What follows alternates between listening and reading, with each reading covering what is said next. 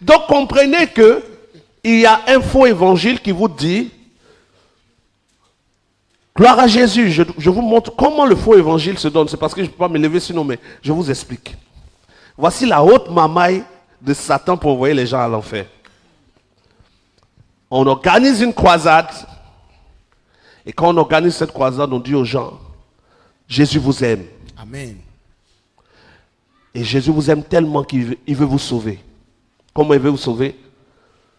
Venez à Jésus, donnez-lui votre vie. Il faut que tu donnes ta vie à Jésus. Amen. Et quand on finit de vous dire ça, on lance l'appel. Que tous ceux qui veulent donner leur vie à Jésus viennent. Okay. Et les gens viennent donner leur vie à Jésus. Mais il n'y a aucun passage dans la Bible où quelqu'un donne sa vie à Jésus. Ça n'existe pas. C'est un mensonge. Wow.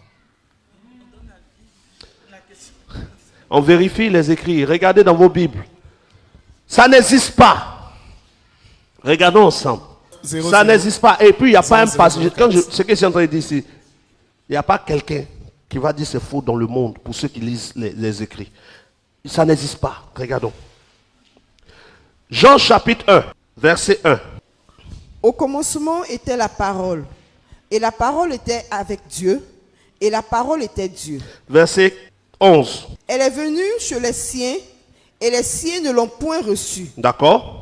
Mais à tous ceux qui l'ont reçue. À tous ceux qui l'ont reçu.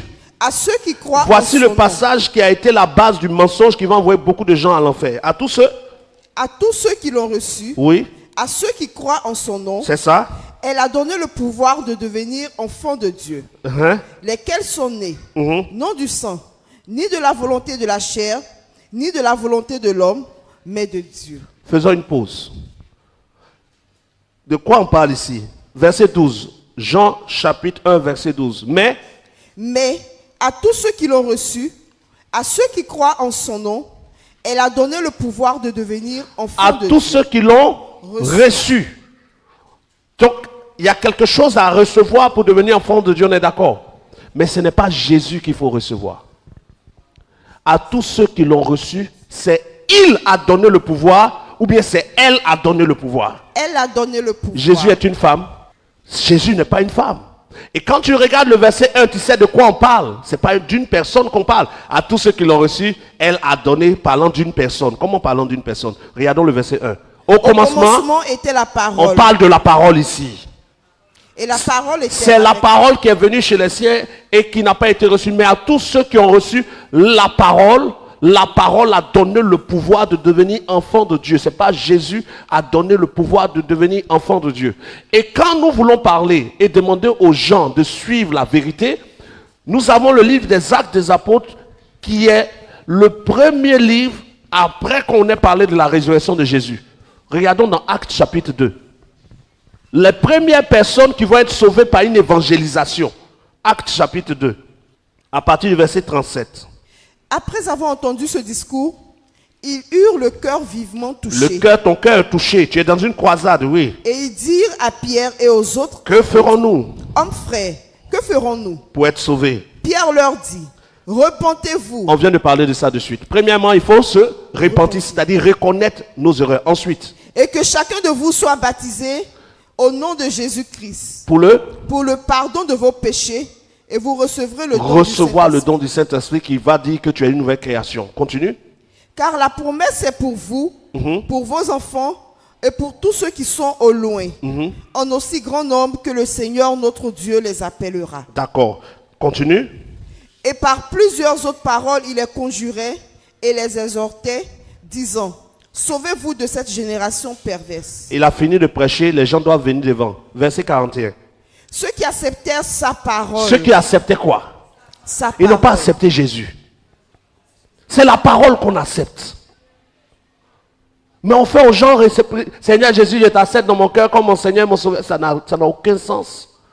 Ceux qui acceptèrent sa parole. Et comme dans sa parole, il disait d'être baptisés, qu'est-ce qu'ils vont faire? Furent baptisés. Ils vont poser l'acte qui montre qu'ils ont accepté la parole. Le fruit de la repentance. On dit de se repentir, d'être baptisé. La preuve que tu acceptes la parole, c'est d'obéir à la parole. Ce n'est pas de réciter Jésus, je t'accepte dans mon cœur.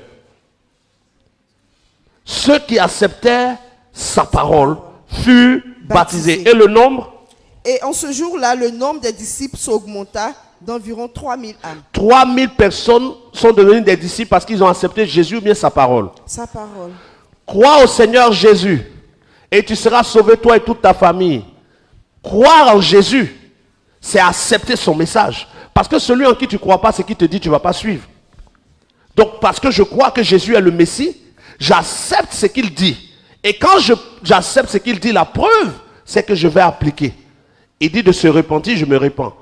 Il dit d'être baptisé, je suis baptisé. Il dit de produire des fruits dignes de la repentance.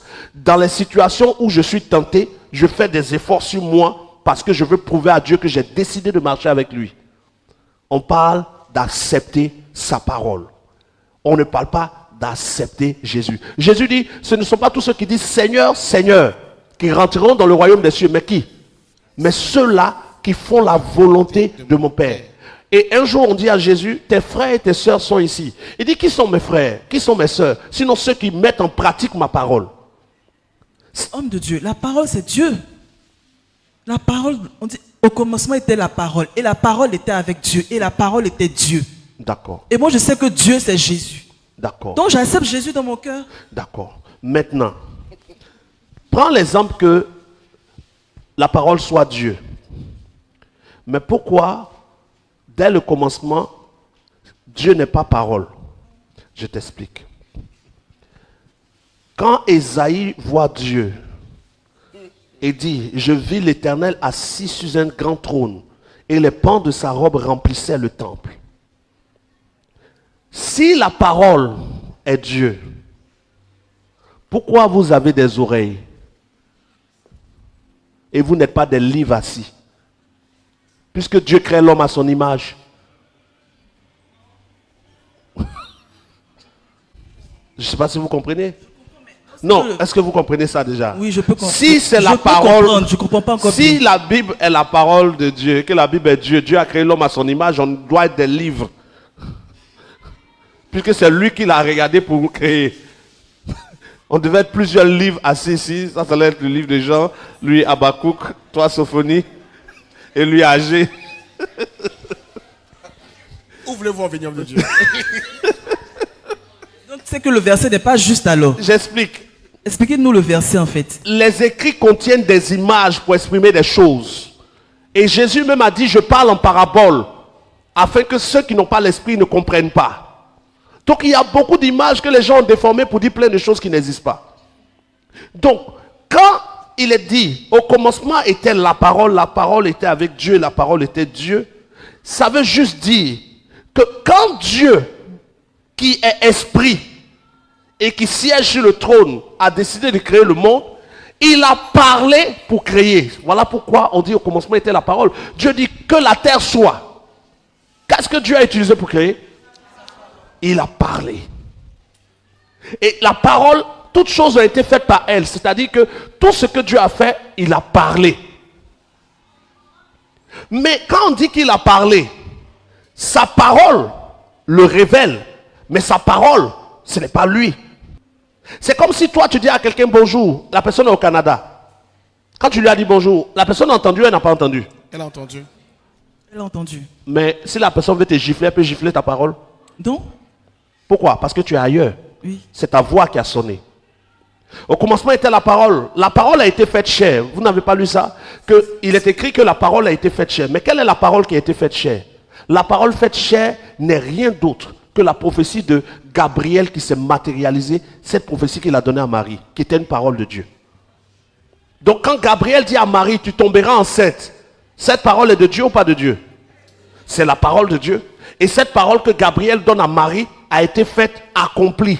La parole a été faite chair, ça veut dire que la parole que Gabriel a donnée à Marie s'est accomplie. Tu tomberas enceinte est devenu d'une phrase, d'un mot, est devenu un fils. La parole a été faite chair. Comme quand j'appelle Sarah ici et que je lui dis, tu auras un enfant et que l'enfant est dans sa main. Ma parole est devenue chair. Mais la parole est devenue chair, pourquoi? Parce que ce que je lui ai dit venait de Dieu. La parole s'est matérialisée. La parole s'est matérialisée. Et vous pouvez vérifier dans Hébreux chapitre 10. Regardez Hébreux chapitre 10, parlons de Jésus. Verset 5. C'est pourquoi Christ, C'est pourquoi Jésus, Christ, entrant dans le monde, entrant dans le monde dit, tu n'as voulu ni sacrifice, tu n'as voulu ni sacrifice, ni offrande, mais tu m'as formé un corps. tu m'as formé un corps. Donc il y a un corps qui a été formé dans le ventre de Marie, qu'elle va mettre au monde, qu'on appelle le Christ ou Jésus. Mais ce corps qui a été formé dans le ventre de Marie a été formé par la prophétie de Gabriel. Par une parole relâchée. La parole relâchée de Gabriel qui était une parole continue d'Ésaïe. Parce qu'Ésaïe dit, la jeune fille tombera enceinte. C'était une prophétie que Dieu lui avait donnée à Ésaïe, que Gabriel est venu donner à Marie. Donc la prophétie ou la parole de Dieu est devenue matérielle. La parole est devenue chair.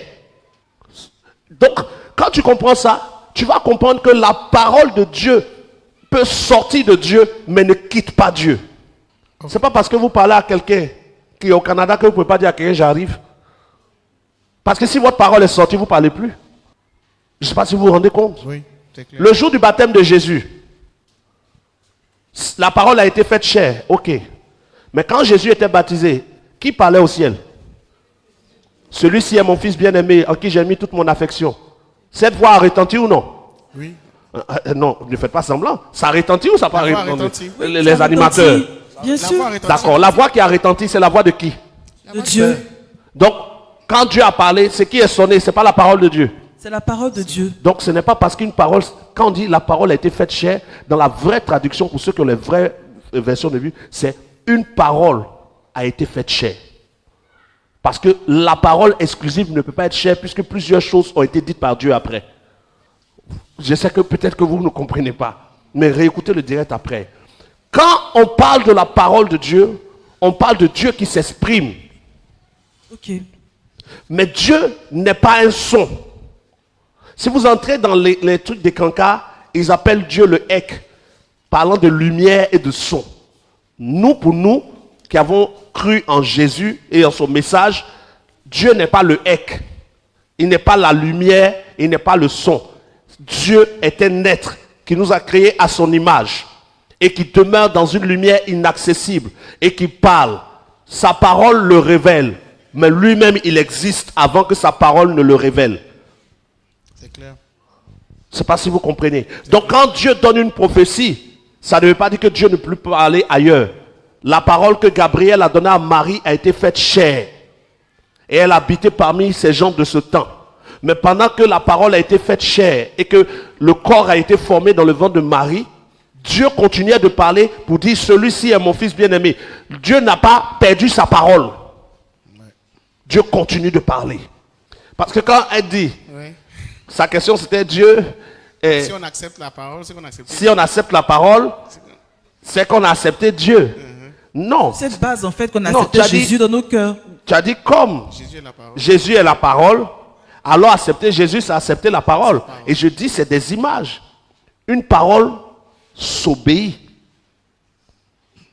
Tu vois? Donc, au moment où je dis, elle a donné le pouvoir de devenir enfant de Dieu, et dans Actes chapitre 2, il est écrit, ceux qui acceptaient sa parole. On ne dit pas ceux qui acceptaient Jésus. Jésus n'est pas venu pour être accepté. Il veut qu'on croie en son message et qu'on obéisse au message. C'est trop facile de s'asseoir chez soi et puis dire, Seigneur Jésus est accepté dans mon cœur, et puis tu dis, non, c'est une récitation inutile, ça n'existe pas. Il n'y a pas de passage dans la Bible de quelqu'un qui accepte Jésus. Regardons ensuite Sa Romains. parole, c'est quoi?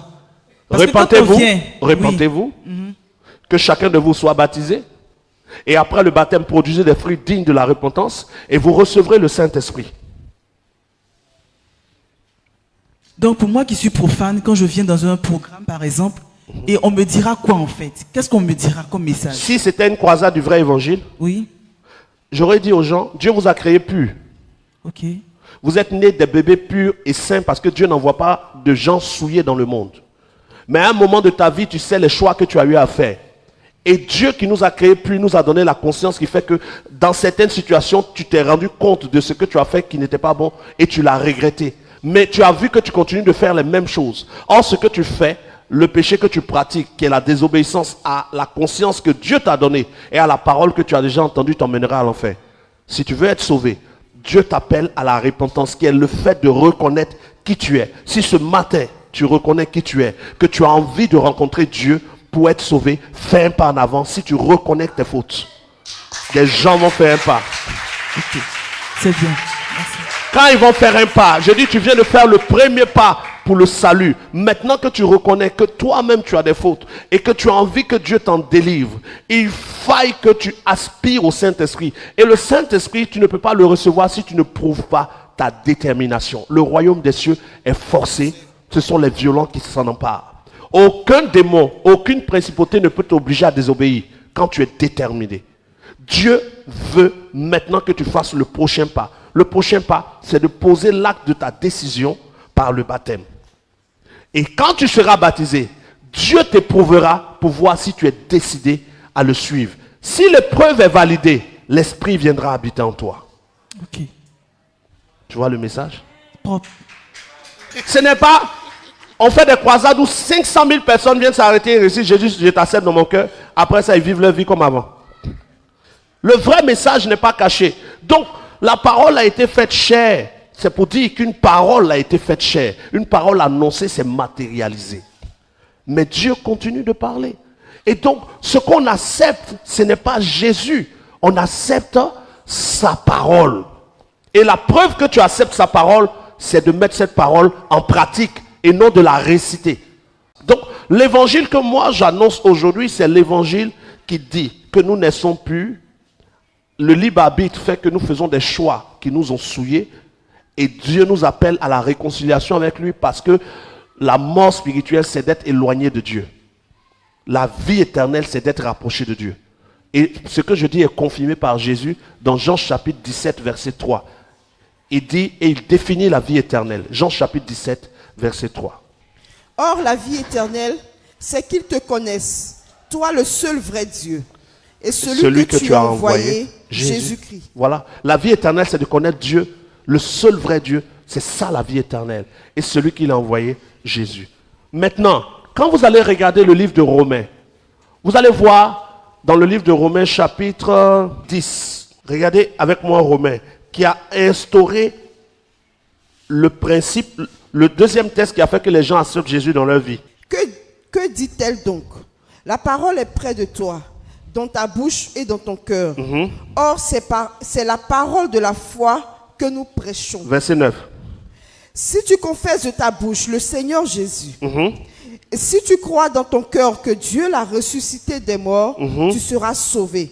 Car c'est en croyant du cœur qu'on parvient à la justice, et c'est en confessant de la bouche qu'on parvient au salut. Selon ce que dit l'Écriture, quiconque croit en lui ne sera point confus. Voici le deuxième test, à part Jean chapitre 1, verset 1 qui dit au commencement était la parole. À part Jean 1, le deuxième test que les gens ont pris pour dire qu'ils acceptent Jésus dans leur vie. C'est ça. On dit, il faut confesser Jésus. Nous sommes dans Romains chapitre 10. Vous arrivez à suivre, je pense, pour ceux qui sont en ligne aussi. Mais je vais m'avancer un peu pour dire quelque chose à quelqu'un. Romains chapitre 10 n'est pas Romains chapitre 1. L'autre problème qu'il y a eu qui fait que le faux évangile s'est installé dans le monde, c'est que beaucoup d'hommes de Dieu savent, mais ils ont négligé que les textes qui sont écrits n'ont pas été écrits avec des versets et des chapitres. Ça fait que quand on dit Romains, regardez avec moi Romains chapitre 1. Regardez Romains 1. Vous allez voir comment c'est grave. Paul, serviteur de Jésus-Christ, appelé à être apôtre, mis à part pour annoncer l'évangile de Dieu qui avait été promis auparavant de la part de Dieu par ses prophètes dans les Écritures et qui concerne son fils né de la postérité de David. Né selon la chair, c'est ça? Oui. Et déclaré fils de Dieu avec puissance selon l'esprit de sainteté par sa résurrection d'entre les morts, Jésus-Christ notre Seigneur. Oui ou non? Oui. Par qui nous avons reçu la grâce de l'apostolat. Il parle. On est dans Romains combien? Romains 1. Chapitre 1. C'est l'épître de Paul à qui? Aux Romains. Ou bien aux Colossiens? Épître de Paul aux Romains. L'épître de Paul aux Romains ne commence pas à Romains chapitre 10. L'épître de Paul aux Romains commence à chapitre 1. Ensuite, 1, on va passer à 2. 2, on va passer à 3. Oui ou non? C'est ça. Une lettre ne se lit pas de la fin vers le commencement, mais du commencement Vers la fin. à la fin. À Romains 10, il dit si tu confesses de ta bouche le Seigneur Jésus et si tu crois dans ton cœur que Dieu l'a ressuscité des morts, tu seras sauvé. Oui ou non? C'est ça. Mais à Romains chapitre 6, qui vient avant Romains chapitre 10. Regardez Romains chapitre 6. Verset. Romains chapitre 6, à partir du verset 3. Ignorez-vous que nous tous qui avons été baptisés en Jésus-Christ, c'est en sa mort que nous avons été baptisés. Nous avons donc été ensevelis avec lui par le baptême en sa mort, afin que comme Christ est ressuscité des morts par la gloire du Père, de même, nous aussi nous marchions en nouveauté de vie. Faisons une pause. On est à Romains chapitre combien? 6. Dans Romains chapitre 6, il dit quoi? Paul dit quoi? Que ceux à qui il est en train d'écrire ont fait quoi? Ont été Baptisé. Donc dans Romains chapitre 6, ils ont déjà été. Donc ceux à qui il parle à Romains chapitre 10 ont déjà été baptisés. Mais on nous donne Romains chapitre 10 pour dire à des gens non baptisés de confesser Jésus. Mais Paul nous dit que ceux à qui il a dit de confesser Jésus en Romains 10 avaient déjà été baptisés à Romains 6. C'est des gens déjà nés de nouveau qui ont déjà prouvé leur appartenance à Dieu qui confessent Jésus. Toi, tu es païen, tu confesses Jésus. Tu le connaissais et puis tu es païen. Je ne sais pas si vous comprenez. On pousse des gens à répéter, Seigneur Jésus, je te confesse. Tu me confesses comment? Tu n'as même pas encore prouvé que tu veux me suivre. Tu n'as même pas encore abandonné des choses. C'est maintenant vient de te dire, tu me confesses. Ceux qui confessent Jésus et qui croient dans le cœur que Dieu l'a ressuscité des morts, ont prouvé qu'ils le confessent, ont prouvé qu'ils croient, en ayant déjà été baptisés et avoir déjà prouvé par leur marche, leur décision avec Dieu. Romains 6 vient avant Romains 10. Et c'est ce Romains 10 qu'on prend pour faire arrêter les gens, pour leur dire, il faut confesser Jésus. Ceux qui doivent confesser Jésus doivent déjà avoir prouvé leur appartenance à Dieu par la repentance, le baptême et les fruits dignes de la repentance.